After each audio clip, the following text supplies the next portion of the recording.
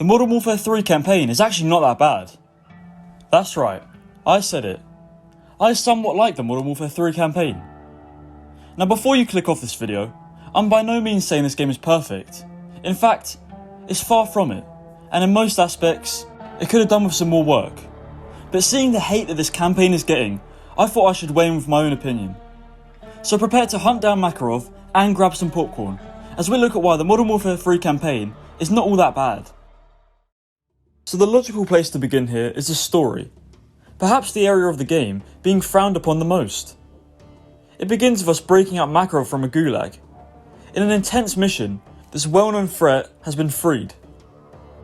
He doesn't take long to show us that evil nature that we remember, eliminating anyone who isn't on board with his plan.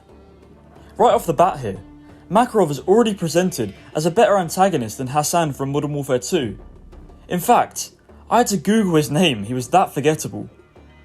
Makarov's plan here is simple. Commit a bunch of attacks on the world, but pin it on the ULF freedom fighters led by Farah Karim, causing chaos throughout the world and framing Makarov as an innocent man. This is part of his wider scheme, to follow on from what General Barkov set out to do in Modern Warfare 2019, which is to capture Urzikstan. I appreciate these callbacks to the 2019 story, as Modern Warfare 2 last year didn't really feel as connected to the events of that game. But right from the get-go here, we remember the events that took place from that game, and Makarov is this crazed guy who has stepped up to take over. We even see the return of the main plot device in 2019, which was the Russian gas, and again here, it's a huge threat, and not forgotten about like it was last year. Moving on though, and it's made clear to us that Shepard has been supporting Urzikstan by giving them missiles. However, it was unknown to Farah and Alex that Shepard has turned his back on 141, and during this revelation, we can see the built-up hatred that Captain Price has for Shepard, and it's clearly something he won't forget. 141 then attempts to stop the missile threat posed by Makarov, and after safely detonating one, we think we're all in the clear. However, Makarov is once again a step ahead and launches another two towards a Russian base. That Russian base just so happens to contain a certain Laswell, and you might remember him, Yuri. Laswell is there to find out more of Makarov's plan, and she makes it out alive. And with knowledge of his plan, Task Force 141 know that action is necessary. So far, Makarov's plan seems pretty bad, but we haven't seen the impact it has on people, but that is until No Russian. The iconic mission returns here, but in a different format. Makarov essentially frames one of Farah's fighters as a terrorist killing innocent civilians, and his plan has been set in motion. This is that evil side of Makarov that we remember. The one who was a mastermind but simultaneously an immoral individual who did everything for power. He comes across here as a huge threat, perhaps even larger than Barkov in the original, and certainly more than Hassan in the sequel. But in a sequel game this is necessary, because as Jim Gordon once said, we start carrying semi-automatics and they carry automatics. And it's that resistance from Task Force 141 that pushes Makarov further and puts in motion that idea of escalation. Case in point, the gas that's even more powerful than in 2019. Reluctantly, 141 decide to use the help of Shepard, and by using his intel, they think they've tracked down Makarov. Instead, however, they come across Shepard himself, who's been captured. After seeing Price playing with the idea of eliminating Shepard for good, it's Soap that convinces him of his importance to the mission, and instead, Shepard helps us escape. Shepard then tells us of Makarov's plan to destroy Verdansk. Yes, it's that Verdansk that we spent 2020 in. Once again, we managed to stop his plan, and we even think for a second we took out Makarov with the help of Shadow Company.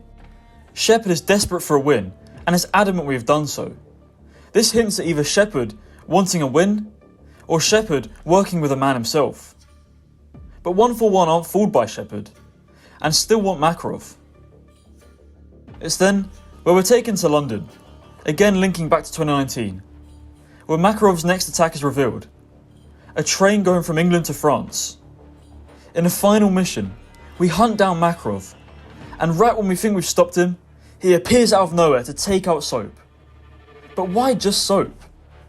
Well, Soap in particular wanted to end Makarov on a mission at the Verdansk Stadium 4 years ago, but this time it was Price that stopped him. But this really comes back to bite Task Force 141. Back to present day, and amid the chaos, Makarov has escaped.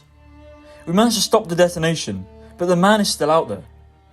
But one man who isn't still out there is General Shepard, as in a post-credit scene, Price enacts his revenge, showing us a huge change of character to set up what I can only imagine will be the final installment of the series, as he game ends General Shepard.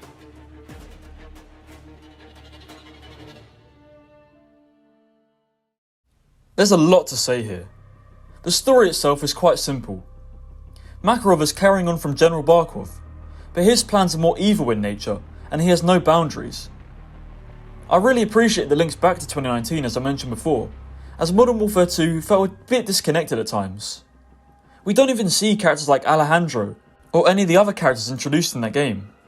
Many people are saying that MW3 feels like filler, and whilst I can see that point of view, I feel like the real filler game here is Modern Warfare 2. That game's story can mostly be removed and nothing changes. If this game was a sequel to Modern Warfare 2019 and made a few changes that I'll get onto in a minute, then I think there would be a much more successful story.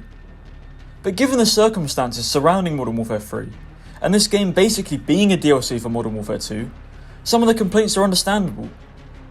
So where does it go wrong? Well, for me, the main issue is that abrupt ending. The ending is so important, as it's the last thing that will stay with you from a game.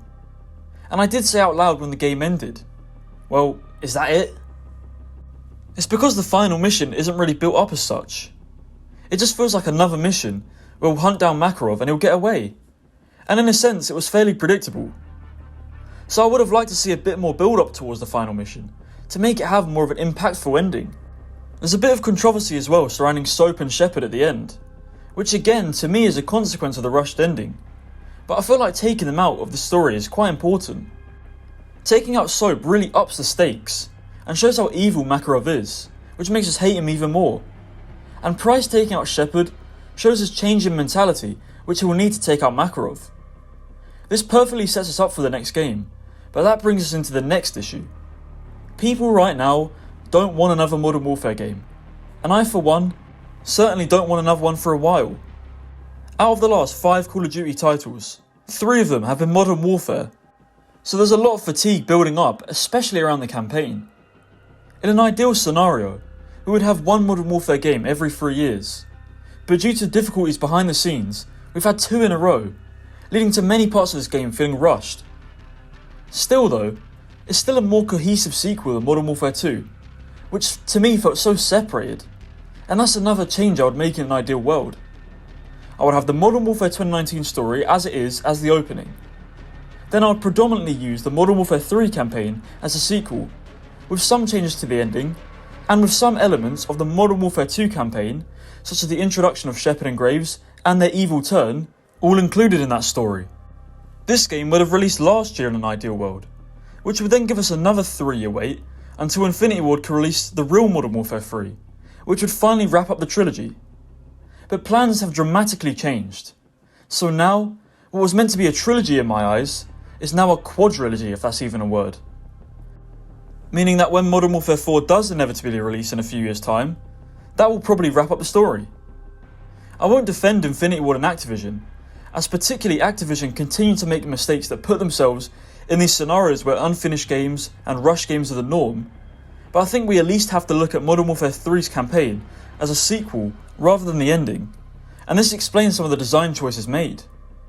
It's by no means a perfect story as I said, but it doesn't justify some of the hate it's getting, where Modern Warfare 2 had a much weaker story in contrast. Okay, so that's one little rant over with. Now let's move on to another key aspect of a Call of Duty campaign, and that's the gameplay and level design. I'll get it out of the way from the start here, as it's something I expect now. The presentation of this game is once again incredible, and is somehow an improvement on the previous games. The set pieces and graphics in both the gameplay and cutscenes is out of this world, and the sound design once again leads the industry. Just take a listen to some of these guns.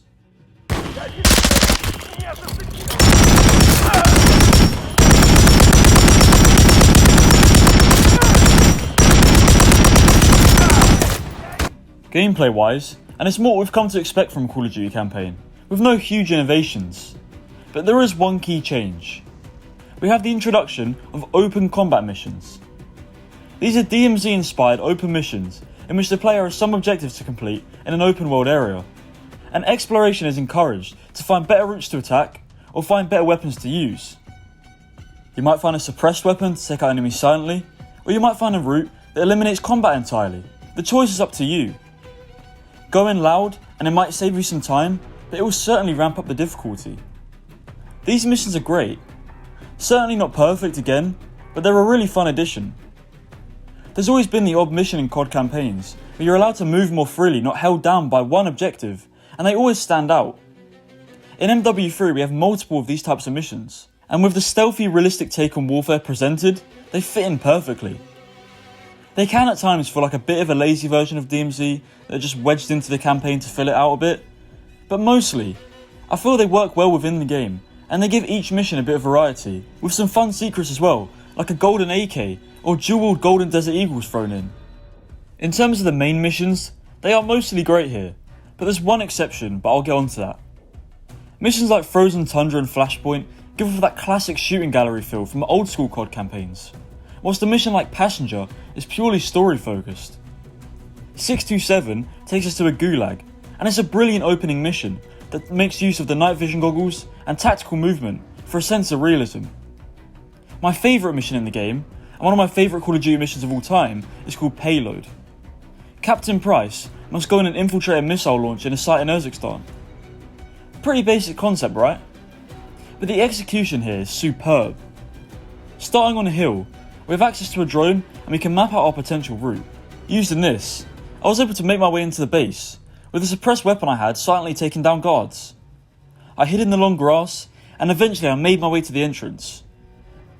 From there, it's back to basics, with some intense gunfights below ground, before fighting some juggernauts above ground. The perfect blend of stealth and action. Payload is certainly the standout mission from Modern Warfare 3. But what about that one mission I said I didn't like? Well, that's called Deep Cover. As a concept, it's awesome. Playing as Laswell for the first time, you're in the Arklov base, meeting an undercover informant called Yuri. You must blend in, as to not get spotted, because if you do, it's basically game over because of how powerful the guards are. The trouble is, and I don't know if it's just me, but the guards seem to spot you so easily here. I cannot tell you the amount of times I had to replay sections of this mission because I just kept getting spotted, and it's the most frustrating mission that I've played in a while, and a huge letdown given the concept presented. Other cool concepts were using CCTV footage to track down Makarov, and obviously the open combat missions provide plenty of new mechanics. Overall, in the gameplay department, it's much of the quality we come to expect from this set of Modern Warfare games. A great variety of action and stealth, a gritty realistic presentation of events, and this time a more open-ended mission design that proves to me Infinity Ward did a good job.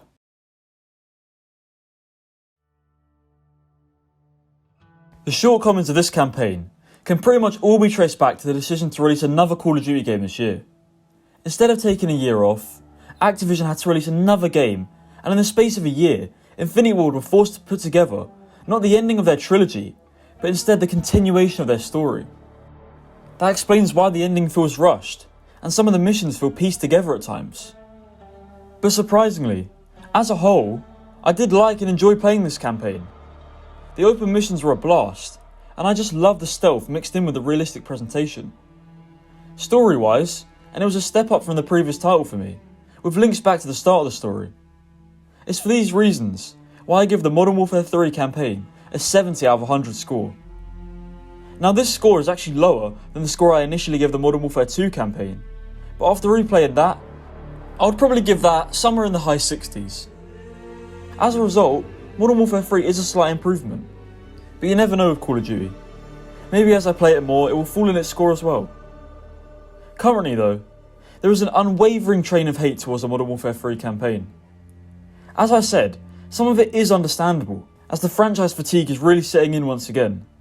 But for me, this is nowhere near one of the worst COD campaigns, and a lot of it might be nostalgia doing the talking. So this is why the Modern Warfare 3 campaign isn't as bad as some people think.